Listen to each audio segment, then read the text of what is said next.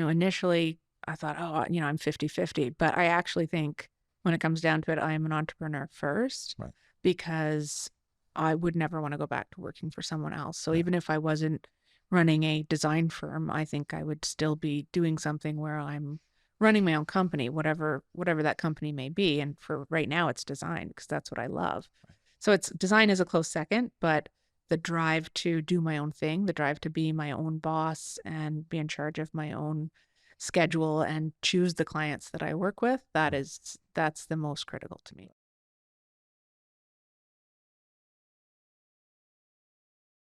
Hello, everyone. Welcome back. After a long-awaited episodes, we have Monica from MONARC Interiors. If you've ever been to the black and blue rooftop patio for their amazing happy hour, that was designed by yours truly, Monica. And we'll just get right into it. Who are you and what does your company do? Okay. Thanks for having me, guys. Of course. Thanks for coming. Of course. So I am Monica Jeffers Mcleish. I am the founder and creative director of MONARC Interiors.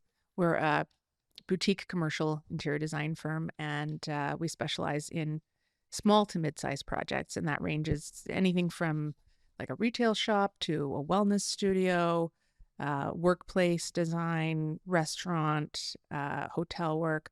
Yeah, just anything that's in that commercial sector. Okay. When you say small to mid-range, Mm-hmm. is that actual square footage or is that a budget? I think I'm referring more to the square footage.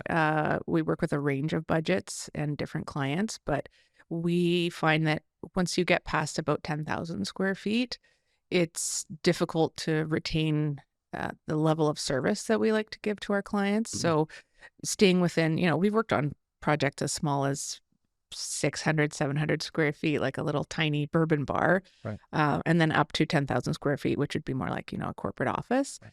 But we like staying in that range so that we retain the hands-on and like personal experience that we enjoy working with our clients. So wait, so if you have let's say a 10,000 square foot space, then it's harder to manage because you have more pieces that have to be kind of redesigned or focused on. So there's more of like a lead time to get back. Or just needs more of a bigger team and more manpower for that? I mean, every project is different, so it's hard to generalize, but so, I mean, you could have a 10,000 square foot project that is a very simple layout and it's all open plan and there's 3 offices, or you could have a 10,000 square foot plan that has about 10 different rooms and areas and a bunch of built-in millwork. So the range of complexity in a project of that size can really vary. And we just find that, it's not a hard line, but that size of project is about the cap that we have found ourselves comfortable working with. Mm-hmm. That's great. And so what's the background? So how did you start?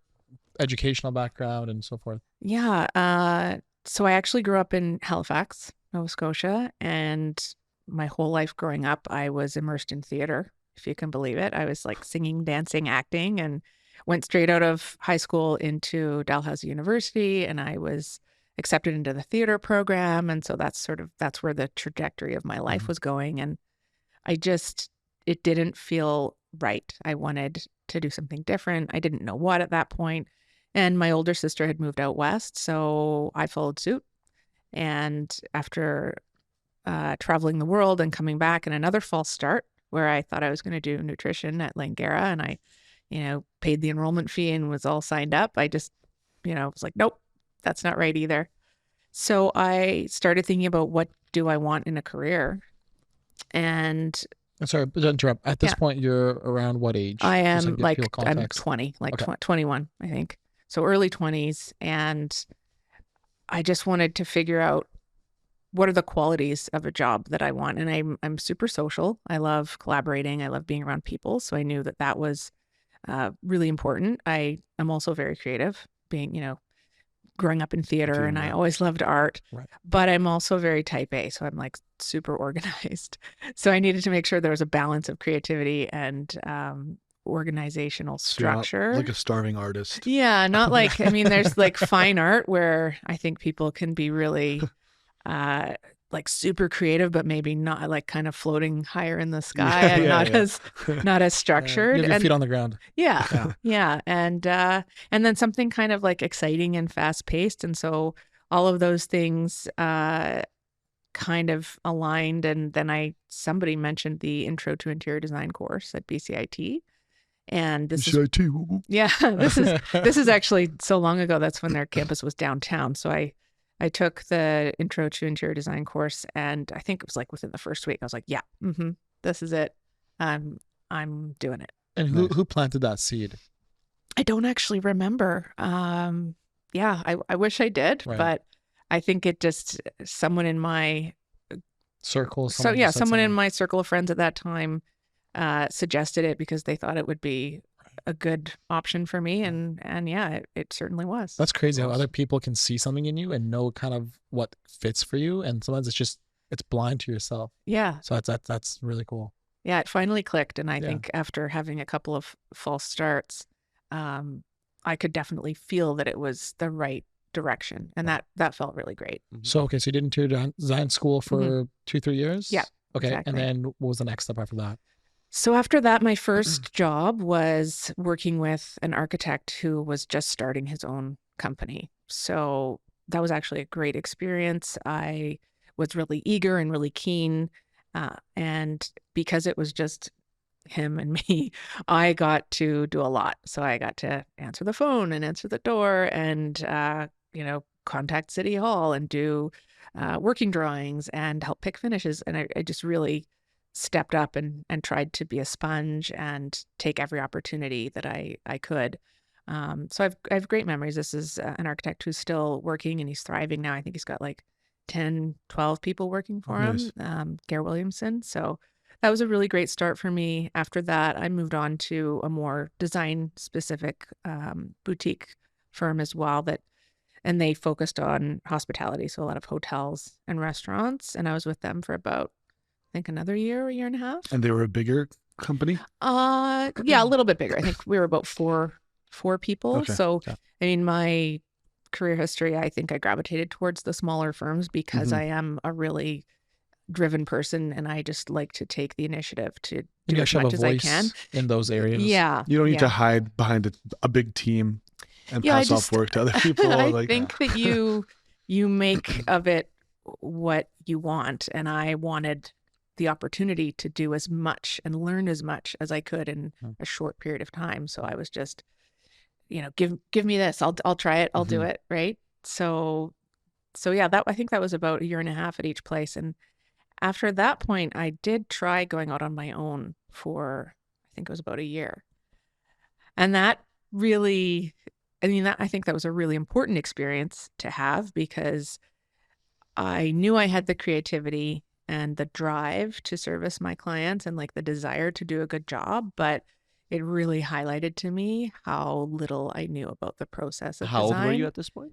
24, 25. so you had the job and then you quit and then started, or while you had the job, you kind of kinda like- started picking up Yeah, side slowly integrating clients into it. or networking a little bit?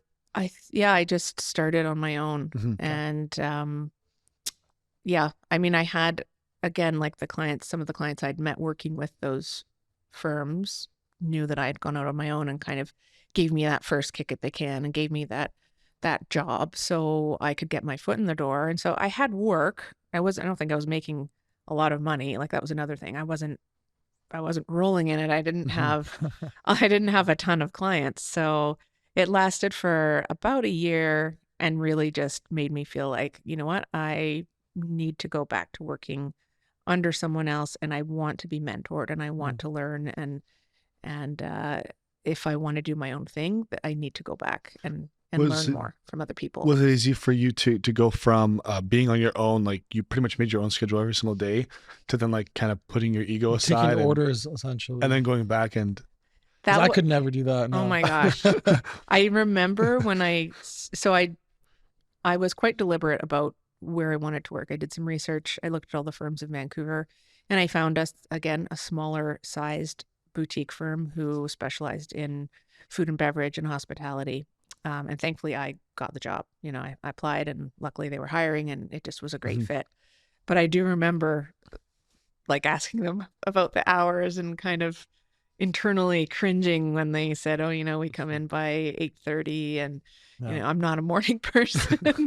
So yeah, that first couple of months, I remember being absolutely exhausted because Right. I was adjusting to this like essentially 9 to 5 schedule after making my own hours for quite a while. Looking back, what at that year where you Mhm. were on your own, what do you think that you could have done, or what was the issue or thing that was the reason that it didn't pick up to where you wanted to? Well, I think you just said you just felt like you needed a bit more mentorship, Yeah, I mean, experience. looking back on it, I personally, I don't think I was ready. I don't think I Mhm. should have done that at all. Mhm. I mean, it's hard to say I shouldn't have because I learned a lot, but I learned that I really needed to have a much stronger foundation in order to be able to provide clients with the service that they desired and that I wanted to give them. So Right. it was a good learning opportunity, but in hindsight, I think I should have just maybe tried to do it on the side at the same Mhm. time as having a full-time job so that I could just dip my toe in. Right. Mhm. But yeah, even for young designers out there, I recommend getting, at least 5 years of experience working for another firm under your belt because there's just certain things you can't be taught in school. The process of design and construction projects span anywhere from 6 months to 2 years.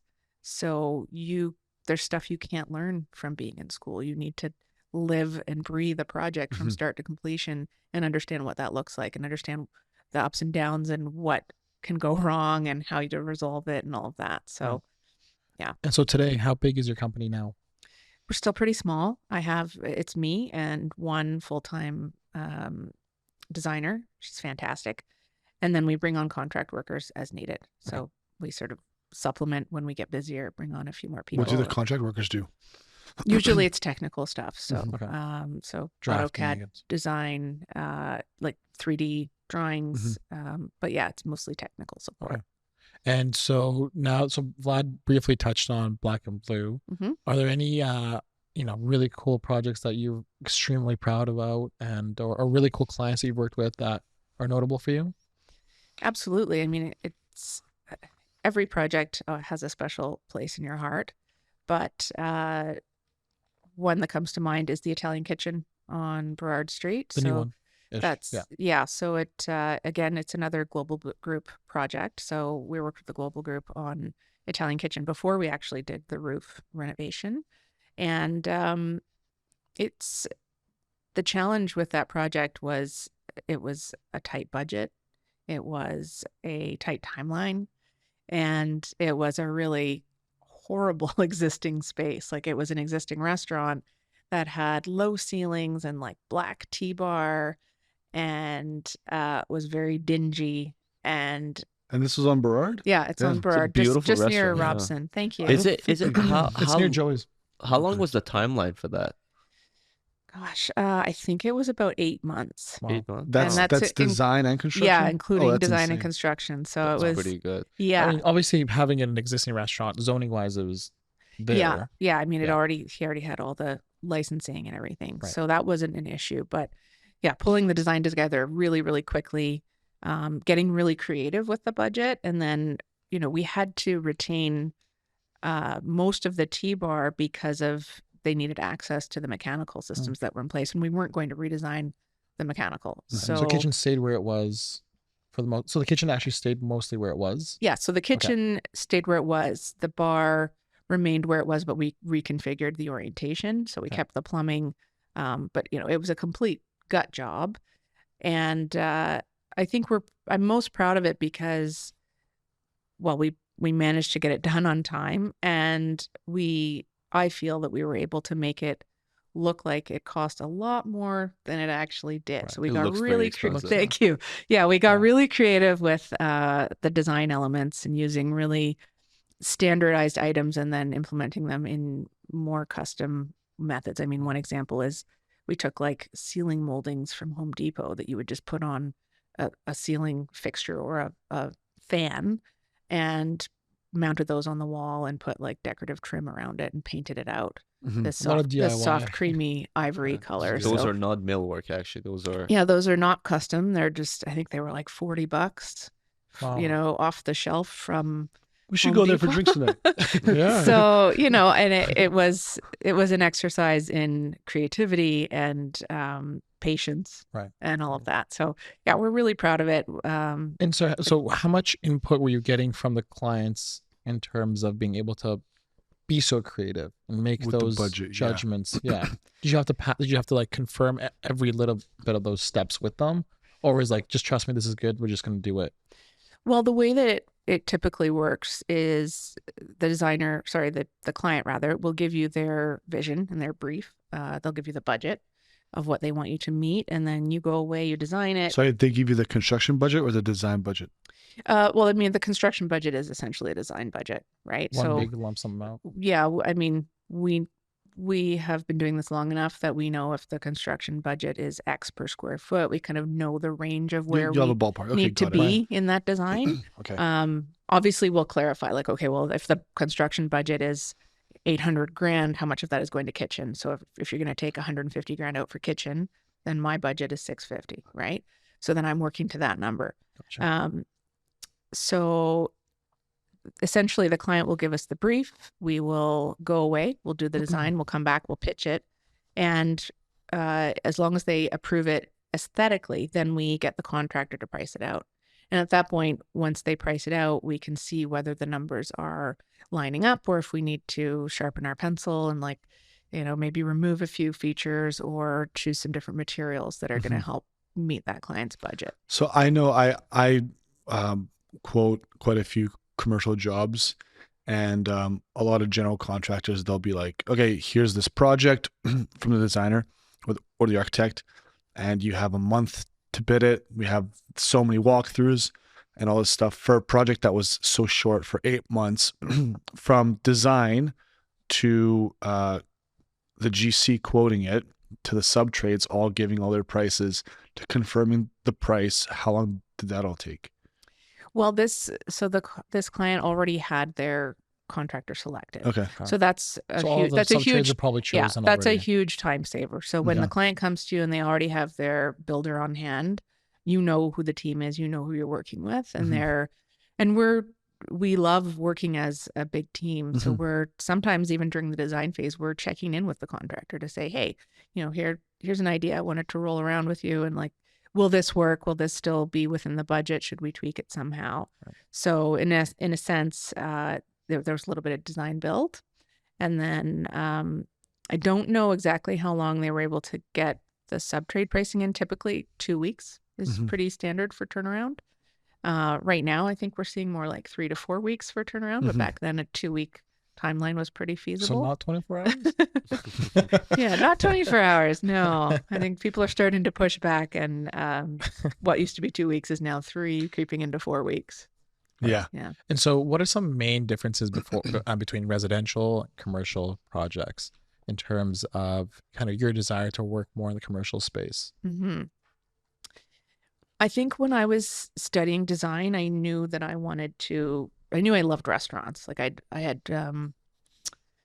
actually put myself through school bartending and serving, and I loved that environment. I loved how social it was. I loved how people came together to socialize and celebrate in these spaces. And I was always fascinated with how people design them. So, and then having worked in restaurants and understanding like the back of house functionality that's required, and even just, you know, where you need to dot the server stations about and the traffic flow so that you avoid congestion. I kind of had that instinct because I had worked in restaurants. So I knew that I wanted to design restaurants, which meant I was in the commercial arena right away. And we had to study both in school, right? Like you do some residential projects, you do some commercial projects. I think that the biggest differentiator is the amount of knowledge that you need to have for building code, life safety, materials, and their suitability for commercial applications. So it's much more stringent, the requirements for commercial design. And you're building public spaces that people are going to be in, and they need to be safe spaces. They need to have appropriate clearances and appropriate materials that have flame spread ratings so that it's, if there is a fire, it's going to be safe, right? You need to understand all of this in order to then do the creative design of these spaces. When you're designing for someone's home, while there are permitting requirements, it's much more lax, right? So you get to kind of have free creative reign, but you're also dealing with someone's, I think, more of an emotional attachment to their Definitely, space, yeah. right? So when you're working with a business owner, in a sense, I find that even though you have more restrictions and requirements to adhere to in terms of life safety and code, you get more creative reign because they're detached from the creative outcome. They're saying, okay, well, design me this retail shop or design me this wellness studio so that I'm going to be profitable. And I want to see what you can come up with. They're not as, hell bent on saying, well, my favorite color is green and you need to incorporate my grandfather's antique clock. Right. And, you're not stuck with their own personal taste per se. So for those reasons, that's why I prefer commercial design. Right. And I think people who do residential design have a lot of patience and tolerance that maybe I lack. Right. I was very honest, and it's true, yeah. right? We were talking about this kind of beforehand, and you're almost a marriage counselor, and you're wearing so many different hats as a designer, where you're not, or even as a contractor, where you're not being compensated for it, and it's prolonging the entire experience, and there's so many more things you got to think about. Versus, I think if you just work with a B2B business, it's more budget, schedule, get it done. Let's become profitable again. Yeah. Yeah. Absolutely. How was the COVID lockdown with restaurants? Did you see that since restaurants were closed down, people were like, oh, now's a great time to reno, or the complete opposite? Like, I have no idea what's going to happen. Let's not touch anything. Yeah, it was, Good question. It was, everything kind of came to a standstill for any restaurant projects that we had on the agenda. That was a pretty crazy time for us. Like, I had been off on mat leave for a bit, and then I started getting back into my business full time in like fall of 2019. Oh, just before. Yeah. And Bad so, timing. and at that point, and you're probably so excited too. I was so excited to get back to work. Like I wanted to go back to work 7 months after my daughter was born, and we just really struggled to find childcare. So that was incredibly frustrating because, I wanted to work, but we just didn't have the childcare to offset that. So by the time I did get to go back to work, I was super jazzed. And then I had landed like one of the biggest projects to date that was just scheduled to go ahead in the spring of 2020. We had a couple of restaurants, we had some workplace projects, and everything came to a screeching halt as soon as COVID hit. So like every single project that we had just went on hold or dried up and stopped. Thankfully it was 6 months, and then things started to pick up again. But yeah, the restaurants, everybody just held tight. Offices, people were not interested in spending money. Why would they be spending, hundreds of thousands of dollars on an expansion of their office if people aren't even going to be coming to the office to work? Yeah. And nobody knew in the early days how long this was going to last, right? Yeah. But thankfully, I was in the process of a rebrand. So I had already, like in fall of 2019, we had started this rebrand to MONARC Interiors. Formerly, we had been MGID, so Monica Jeffers Interior Design. And I was really excited about the rebrand. And I took that 6 months, and I was able to dig a lot deeper into what MONARC was. And I wouldn't have had the time to do it, if that didn't happen. So I took that as an opportunity. And then like summer of 2020 is when MONARC was officially born. So I want to touch on the topic of challenges of being an entrepreneur. But before I do that, you talked about going on mat leave. Just on a more general theme, how does it work with it when you're a business owner where you're going to take X amount of time off? Do you just tell your clients, hey, I'm going to be away from this period. I'm excited to work with you in the future? Or like, how does that go? Do you just have to completely forget it? Or do you kind of have to still maintain some sort of relationships while you're away for X period of time? I think every person, every woman would treat it differently. You know, in hindsight, I wish I hadn't ramped down as much. And I think because, you know, you're pregnant for 9 months, you have a bit of a heads up on the timing. So I chose to just wind down all of those existing projects. And then I was declining to take on new projects and kind of referring to other designers that I know. And then I did a bit of contract work kind of at the end just as a stopgap. So in hindsight, I think I should have kept things going because it is hard to essentially do a soft close of a business. I just stopped taking clients. So I didn't technically shut down, but I wasn't working with any clients. And then when I went to ramp up again, you know, it takes like 4 to 6 months to let people know that you're back at it and start landing projects again. And so, you know, when you've got a kid and you need to make an income, it's really hard to warrant, okay, well, we're going to pay for a nanny full time for 6 months. Well, I'm not making any money. So that was like a big challenge, and I'm much wiser now. And so if there's any women listening out there who are going on mat leave, I would say don't take your foot off the gas. Like, you can ease up a bit, but try to keep the engine going. Right. Even on on a more short term basis, like, you know, we went to Europe for 2 weeks. I was working the entire time, and so I'm just trying to figure out how can I disconnect while being responsible as a business owner and maintaining those relationships and not having clients feel as if I'm not making them my first priority. Right. Because if we're all human, we all need some sort of, you know, disconnect. But yeah, that's what I'm trying to work on. I think you already know the answer to that. What's the answer? It's 2 weeks. It's not 9 months. No, of course. It's a completely different thing. No, of course. But I'm just like, I'm shutting business down. We close our doors for 2 weeks. Yeah. I think that there's kind of a balance, because in the early days of being an entrepreneur and starting your business, you do kind of have to be there when your clients need you. So depending on where your projects are, when you kind of need to pick the timing of your vacation as well as you can. So if you can factor your vacation into a slower period and then let your clients know well in advance that you'll be gone and have your out of office on, and then just, you know, tell them you'll be checking emails every other day, and if it's urgent, to text you or whatever the best way is to get a hold of you. And that way you have some sort of consistency. They know that you are going to be there, but that it's a limited, you know, you're on limited time on call. When you are going to take some time off, but you're there if they need you.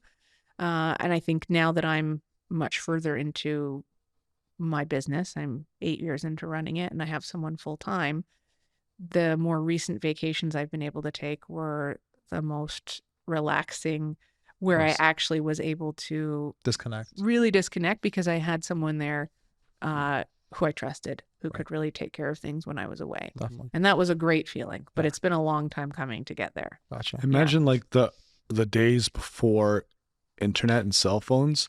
If you went on vacation as a business owner, that's it. Like you're gone. If there's a problem, okay. Yeah. Too bad. Yeah. I guess so that's like really important to have someone that you really trust, right? Yeah. I wanted to ask about like landing clients and like getting leads in general, especially you're in the commercial space mostly.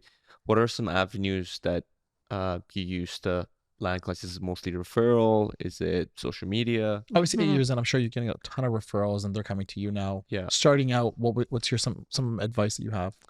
So I think one of the reasons that I do recommend for any young designers starting to work with other firms is because you start to build your network, right? And so I worked for other firms for 12 years before I went out on my own, and I met developers, architects, contractors, product reps, clients. And so developing that network is really critical. And I've been able to run my company without any additional deliberate advertising. It's all been on referral basis the entire time. Yeah. I mean, I have a social media. Yeah, that's amazing. Yeah, I have a social media presence, but it's there for people to find us. It's there to have a presence, right? But we're not, when you're commercial interior designer, you're typically not going to land clients from people looking at you on Instagram. Right. You're more likely to land clients from people hearing about you from word of mouth, or seeing a project you've designed, or even just a Google search where they're looking for, registered interior designer.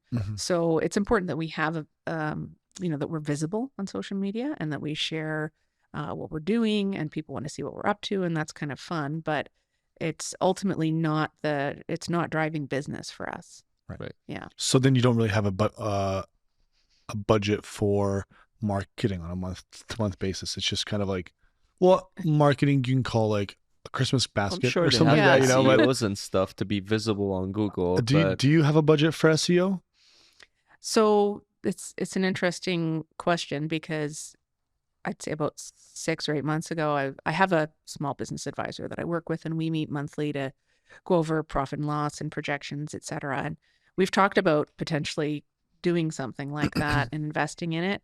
It hasn't been necessary yet. And it also hasn't been the best way to spend our money at this point. Right. So it's something that we plan to do, but it hasn't been top of mind just yet. I work with B2B as well. Obviously if I get the odd residential exterior, I'll take it. But what I found as well is I did SEO, I think, at one point, but the word of mouth and the connections are so much more valuable. So doing a good project with one project manager of a GC that then tells another project manager from the same company, like, hey, this guy's not bad, try him out. And then next thing you know, you have 4 projects with one company. You just kind of and those phone duplicate calls that. are actually come to fruition versus like, we always talk about this too. Like if I'm getting 30, 40 calls from Google, I don't have the time or the resources, and nor do I want the majority of those projects. Yeah. So it's one of those things like, why would you invest if you don't even have the capacity to take it on? Yeah. And there's also something to be said for, if I'm approached by a contractor I worked with before and I really enjoyed working with them, and they say, hey, we have this client and we think you'd be a great fit, why don't we introduce you? There's a level of trust. I feel like, oh, I'd love to work with this builder again. It was really enjoyable last time. We were a great team. And if they're going to introduce me to this client, then there's another level of trust where I think, okay, because you don't say yes to every client. I mean, maybe in the beginning you do. Year one, I was like, say yes to everything. Yeah. But then you start to realize you shouldn't say yes to every client, because not every client is a great fit. Yeah. But when someone a trusted contact, brings you a client, then there's that extra level of trust in that, okay, well, they think that you're a good fit. So this is a worthwhile exploration, and hopefully it can be a good relationship for all parties involved. I also find that I'm willing to put in more upfront work when it's from those contacts. If a designer says, hey, come to this client meeting, I'll put in a lot of, pre-work, put a presentation together or something, just because I know it's, there's more like trust. There's trust, and there's more likely you're actually going to land that project. So I'm willing to put in those hours to actually help the designer also as well. Absolutely. Yeah. What is that? Oh, you can kind of touch on this, but yeah. So what is something? I mean, obviously, I think the challenges you have now probably quite different than challenges of when you first started. Definitely. But if you kind of speak on those and what you've learned over the past few years. Yeah, for sure. I think starting out in the beginning, the first challenge I can think of is underbidding on my fees. Yeah. 100%. Like and I don't know. It's a fine balance, because I didn't have any exposure in the 12 years of the places that I worked. I didn't have any exposure to writing fee proposals. Really? Or even knowing Budgets even? Nothing like that? Nothing. That was they would tell me what the project budget was and like what cost per square foot. So I kind of understood how to design for cost per square foot. Like I had that understanding, but nobody shared with me the number of hours we had allocated for the project and the overall budget and the fees we were being paid. Was that intentional, do you think? Yeah, I think it was intentional. I think it was, it's kind of more of an old school methodology. And, in this day and age, would I involve a junior designer in those conversations? No, but a senior designer, absolutely. They need to understand where the line goes from being profitable to losing money. right? They need to understand how many hours we have on this project and what the fees are for each phase. So, yeah, I didn't have any of that, and I was underbidding on so many projects. And, of course it lands you the jobs because you're the lowest bidder, but then suddenly you're halfway through the project and you're out of fees and you're going, oh my gosh, like what? I'm in trouble now, right? So, and also underbidding doesn't do anyone, it's like a disservice to your own industry, right? So you're a smaller outfit, you don't have a lot of overhead. Yeah, you can bid lower than a big company, of course.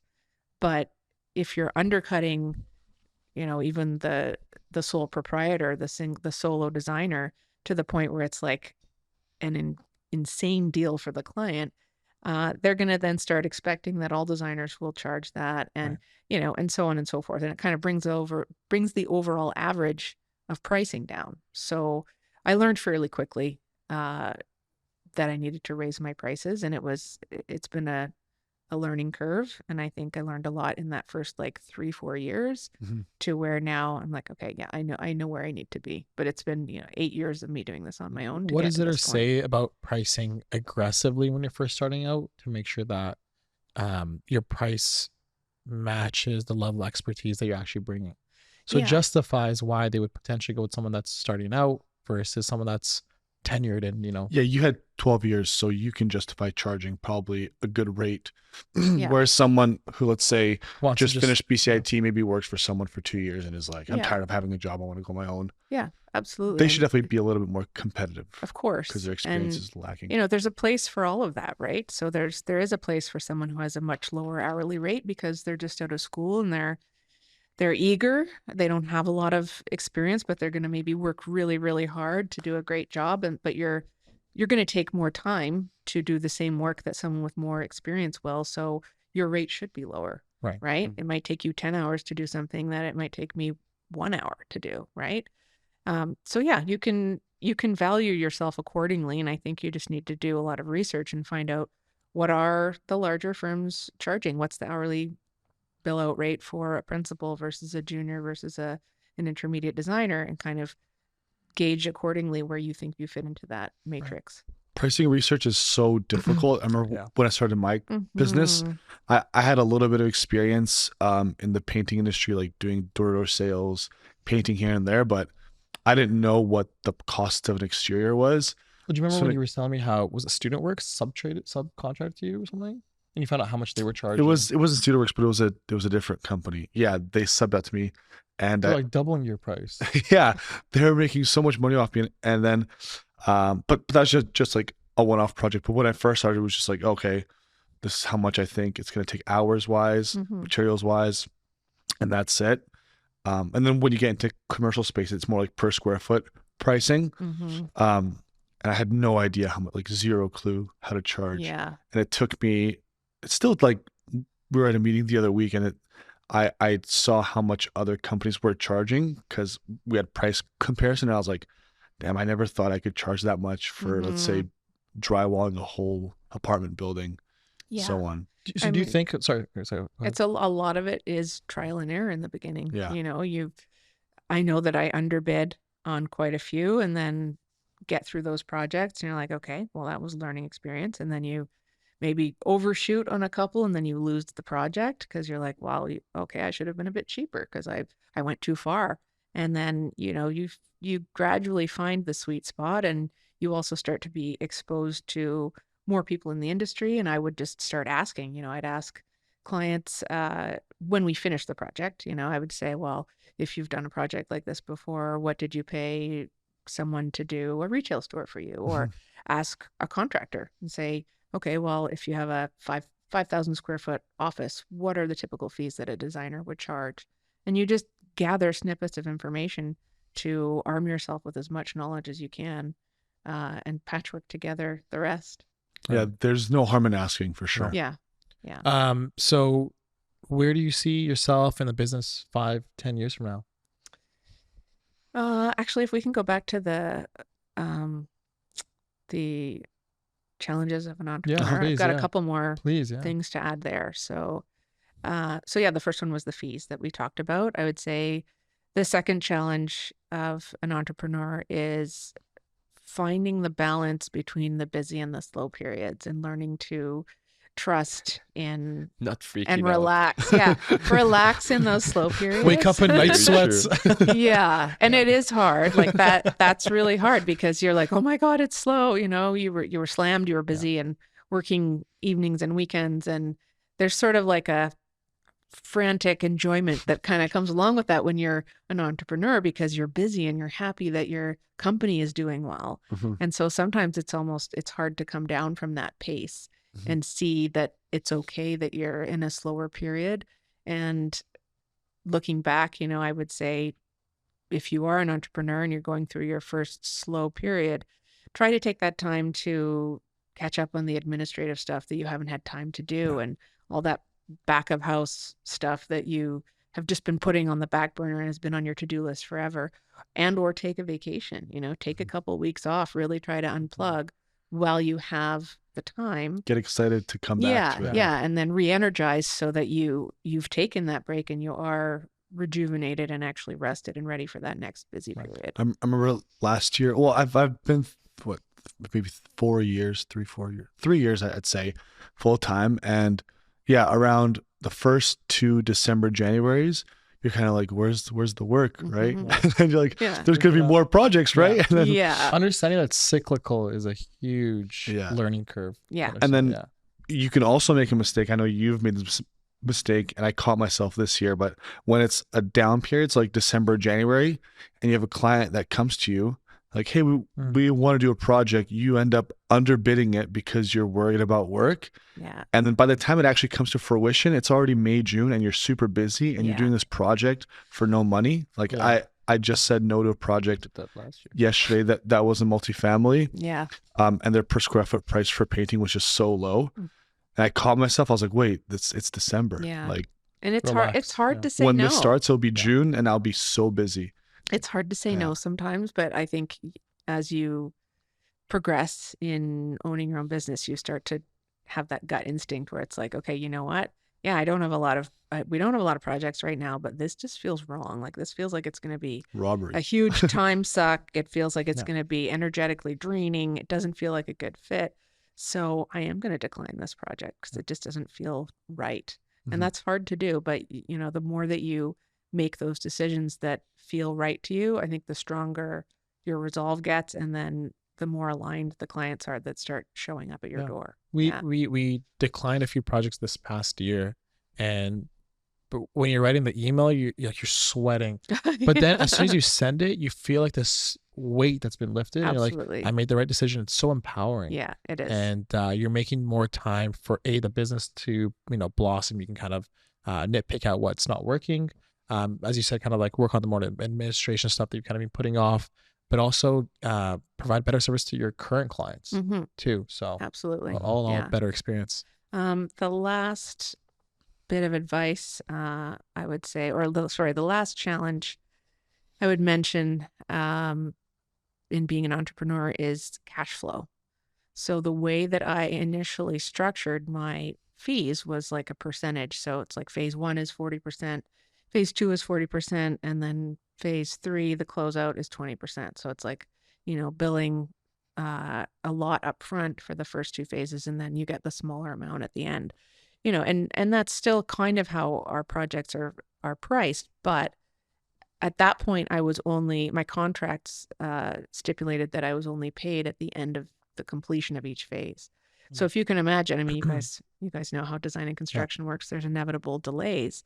So let's say that I was expecting to be paid that 40% in November, but then project delays mean that phase actually doesn't finish until February. Yeah. That's for reasons that are beyond because of you. Yeah. It's just like, things have been delayed. Exactly. And it's dragging on. And then suddenly, you thought you were going to get this big check in November, right before Christmas, when you want to buy presents for everybody. Not so big anymore, is it? And you can't. So buy 2-foot Christmas tree. So you want to have continual cash flow. So even regardless of how many contracts you have going, to have that consistent cash flow just gives you more flexibility in how you can manage your business. So now I've been working with a great a small business advisor, and we still do the phased approach, but it's progress billing. So phase 1 might be 40% of the overall fee, but I'm able to invoice every month or bi-monthly saying, okay, well, we've now completed 25% of this phase. Mm-hmm. Now we've completed 60% of this phase. And it just allows you to be more in control of the cash coming in and going out. Right. And that gives you a lot of peace of mind and allows you to sleep at night. When you think Yeah. you're starting off your business, who are some individuals or consultants, let's say, that you would say are very important to have around you? Like, for instance, for me, it was having a great lawyer, a great accountant, and a great financial advisor. And obviously, your friends are obviously so forth. But Yeah. those are the 3 people that I think were pivotal in making me start off my business very proper, like having a good contract in place and understanding, taxes and insurance and all that. Yeah. So definitely have a good accountant who understands the ins and outs of what you're trying to do. I actually think that the best consultant I brought on board is this small business advisor who I've spoken of. And her name's Jacinth Cotto. She has her own company, Cotto & Co. And she specializes in female-driven businesses. And I brought her on when I rebranded, so in 2020.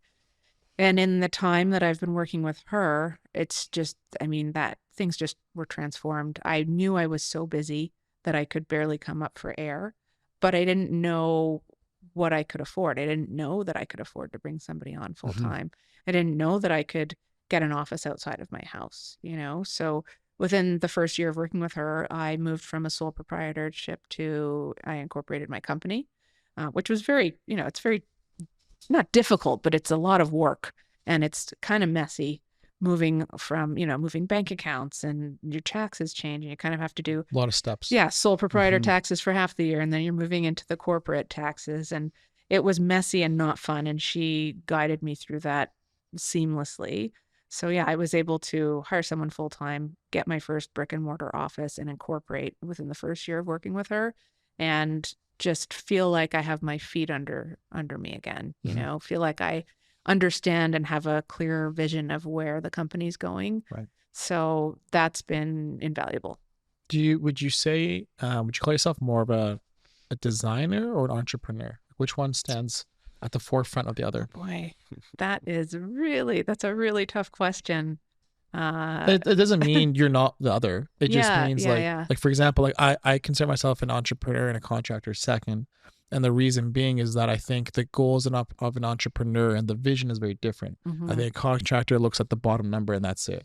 Whereas I think an entrepreneur sees the bigger picture of it. So I understand that if I, let's say, spend an extra 10 grand amount of money in this project, that client's going to be super happy and it's going to refer me to 10 of the other friends and family. So I think there's some key factors that differentiate the two. Absolutely. Yeah. I think that's a really interesting question. And, initially I thought, I'm 50-50, but I actually think when it comes down to it, I am an entrepreneur first, right, because I would never want to go back to working for someone else. So even if I wasn't running a design firm, I think I would still be doing something where I'm running my own company, whatever that company may be. And for right now, it's design because that's what I love. Right. So design is a close second, but the drive to do my own thing, the drive to be my own boss and be in charge of my own schedule and choose the clients that I work with, that's the most critical to me. It's going back to that word, but it's empowering, I think. So segueing into that 5 to 10 year question, yourself and the business, where do you see that go?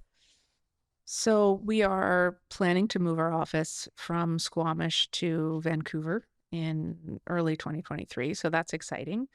I'm excited to be back closer to the Lower Mainland because that's where the bulk of our projects are.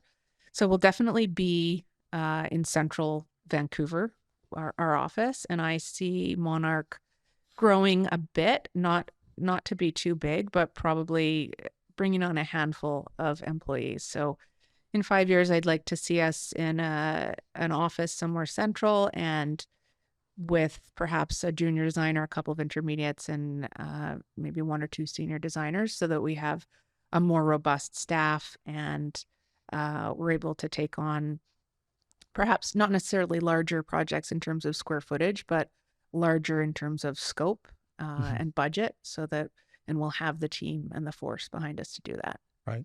And what are some things that you think that are necessary to happen for you to get there? Is it like an X amount of revenue, or is it just I need more time to kind of grow? What are those things that, what are those steps? I think that just the presence of being here and being able to respond to potential new projects, like being closer. I won't be an hour away. We live in Squamish right now, so just the drive time when I get a call from someone saying, hey, there's this new prospective client or there's this new site, can you pop down and see it? So you could do it day of. Yeah, instead the of immediacy Right. of being present and being closer to all of these potential projects, I think is really critical, and being immersed in the design community. So those are two key factors. And yeah, of course, revenue is a huge driver. So the more presence that we can have, hopefully the more clients we can be introduced to, the more projects we can take on, the larger projects we can take on. And then the more fees that we have, the more that will support salary for additional staff, right? So it's basically kind of like a snowball effect. So having a presence, what would you say to those designers and architects that work internationally, but never go to site, have never seen the space firsthand? What's your take on that? Do you think it's a mistake? Do you think that's something you could ever do? Is it just a different way of doing business in this space, or do you think you have to be on site? Yeah, I think it's just a different way of doing business. I wouldn't say it's right or wrong. I can only identify how we run our projects, and because we are a boutique level of service, that means we give a really hands-on, personal, high level of service where we're very invested. We're in close contact with the client all the way along. We want to make sure that they know that we have their best interests at heart. We're essentially executors of our client's vision. And so we want them to know how much we care. And that's why it's important for us to make sure we're there from A to Z. We're there at the beginning, and we're also going to site throughout the project and walking through everything at the end with the client and the builder and making sure that everybody's happy. And that's our method. That's how MONARC provides our service. Other companies maybe are able to take on larger projects and do these international huge projects, and then they don't get to go to site because of the distance, so yeah, I think it's just a different mode of running your business. I've always been curious too, where do you draw the line between an architect and designer? Do you need both, or does one play more heavily than the other, or is there a handover, sorry? I think there's sort of a love-hate relationship between designers and architects. I mean, we need to work together. We need to be team players. And depending on which architect and which designer you have standing in a room, they might be an amazing fit. They might be an amazing team, like the dream team, or they might just butt heads and it might be combative from the start. I think that architects are trained to understand large scale buildings massing in a way that general people don't think about. They're looking at the streetscape, they're looking at the curb appeal, they're looking at sight lines and how's this fitting into the urban landscape of the city and the beauty of a building, right? So that's things on a huge scale. Yeah. Right. So, and that's a beautiful skill and talent to have. Designers aren't trained in that, but we are trained on the smaller scale, the more minute ways that humans interact with the interior environment. Right. And depending on the type of architect and what your specialty is, you often don't have that understanding of those important, spatial parameters of the closeness of a human being inside a room. So if the room is small and it has a really high ceiling, how do you address that versus a room that's small with a really low ceiling? How's that going to feel to a person walking through the space? How are you going to design a space so that it feels like it's spacious even when it's small? All of those finer details of Bless you. bless you. All those finer details of how humans actually interact with that three-dimensional space it's just on a different scale. So I think they're two entirely separate areas of expertise that have the potential to work really well together when you have two people who are invested in being a good team. And then there's also the chance for a lot of disrespect between the two. It really depends on who you end up Are talking both to. necessary for every project? No, not for, I mean, in terms of what we do not always have an architect on the project. Right. So oftentimes especially if it's just a shell space, Right. There's certain criteria, right? So if you exceed a certain square footage, or if it's a commercial building over X stories, you must have an architect. Right. So we have to follow those guidelines. But if it's a small enough space, new construction, there's no need for an architect because we are able to do all of the permit drawings. We can do all the technical drawings. We make sure that there's a code summary as well. And the engineer just stamps your drawings? No, I mean, you don't necessarily need stamped drawings. Sure. The contractor can actually can submit. Okay. So if it's a small tenant improvement, you don't always need an architect. And sometimes the architect can do the interior design as well. So it can flip flop. Right. It really depends on each project. Okay. So on more technical questions then. So why would you recommend engaging a designer on a project early on is imperative rather than midway through the project?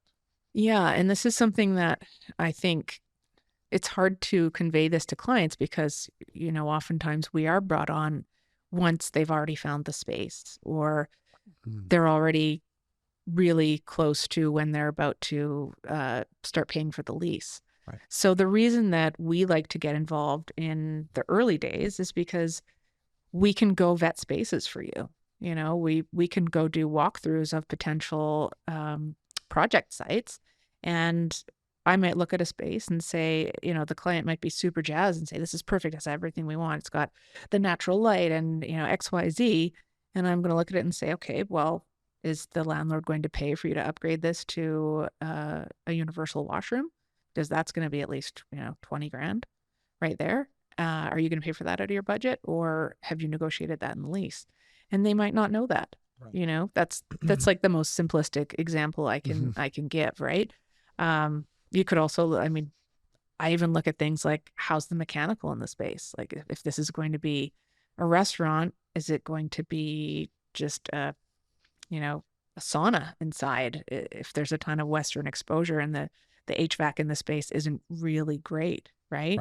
So we can also do test fits. So if you find a space and you think this is the space that you want, but you don't really know, and you know that you need, 5 treatment rooms and a staff kitchen and a reception area with seating for 6, et cetera, et cetera.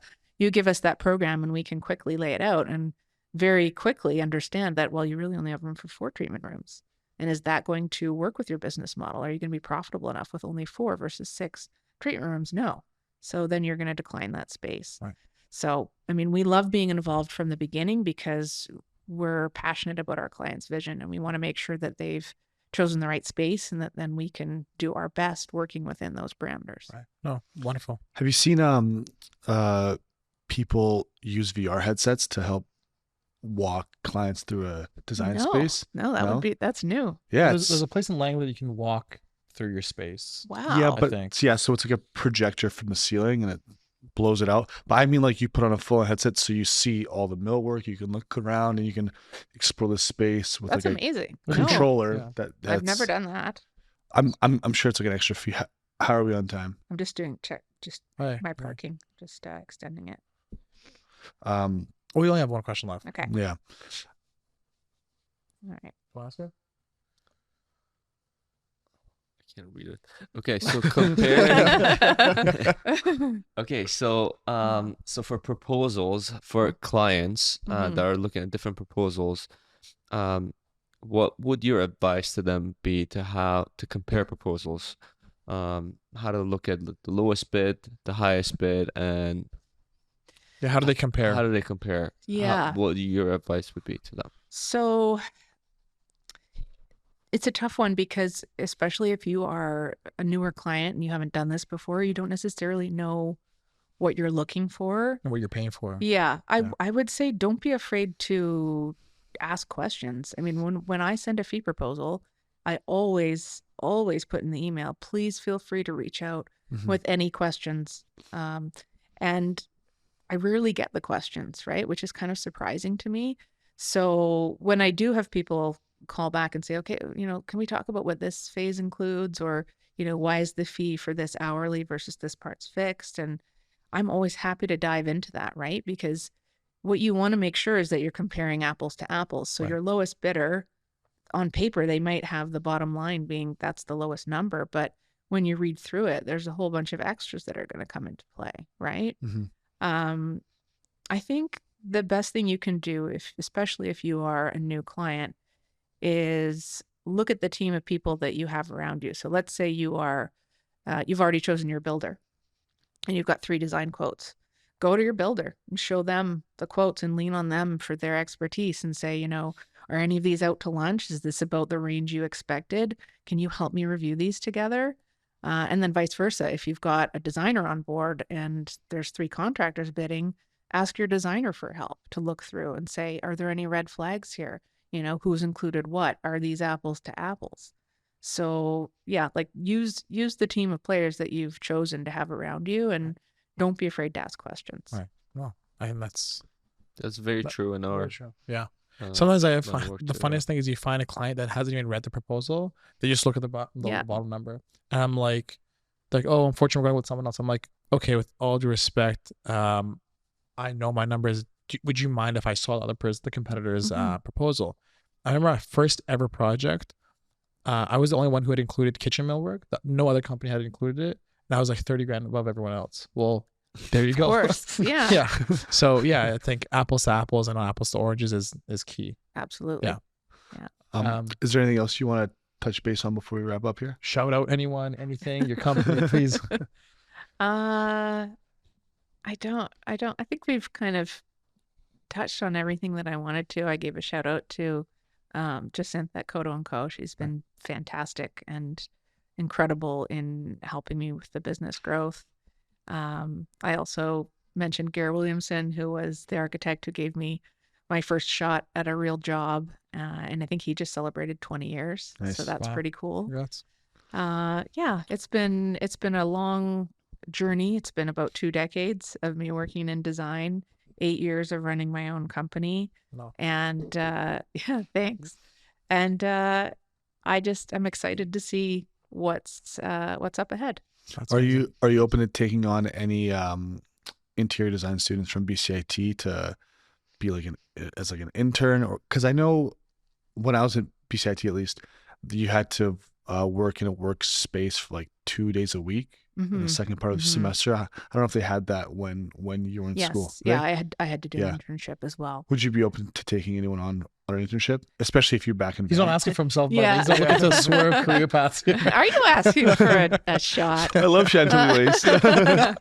I think so. Previously, because we were so far away in Squamish, it was a bit challenging to say yes, but given that we're going to be more centrally located as of spring 2023,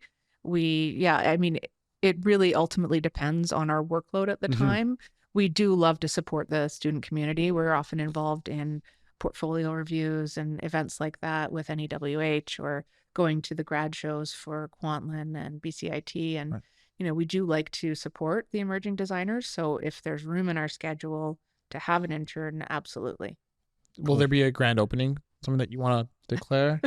Or just spring 2023? Just spring 2023. Okay. Yeah, I mean, she knows to not put a direct timeline on it. Exactly. Hey, I'll say if you're like a developer or an architect, and you have an area of your office that you want to sublease because COVID means not many people are coming into the office, we are looking for space. So we're open to an office share. We need about 300 to 500 square feet. So actually, I know. Have you ever heard of luxury listings before on Instagram? They have a really cool office in Gastown that's for lease right now. Okay. Beautiful exposed brick walls and everything. Does it have air conditioning? I'm not sure. That's a must. They have exposed with brick the heat waves we've been having. Oh my gosh, yeah, we're gonna get air conditioning. Very last question: who would you like to see as a guest here? Oh. That's Oh. accessible. Like we can't have like, you know, Elon Musk here, but I would love to have Elon Musk here. Oh, good question. I wasn't expecting that one, so I need a second to think of who.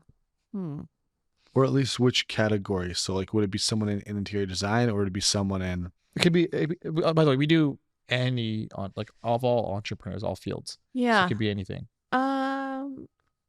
I think I'd be interested to hear from. I think I'd be interested to hear from a residential designer who deals with very, very high-end clients, like really high budget, custom built homes, mansions, you know, Get David Whistler, Christopher on here. all of that. So yeah, I mean that's a world that we don't work in, and Right. I find it quite fascinating. So So you would listen to it on the drive from I Squamish. would listen Okay. to it, yeah, on the drive from Squamish. Hey, Okay. it's podcast time, right? Yeah. Great. Okay. Okay, then I guess Awesome. on that bombshell, we'll wrap it up.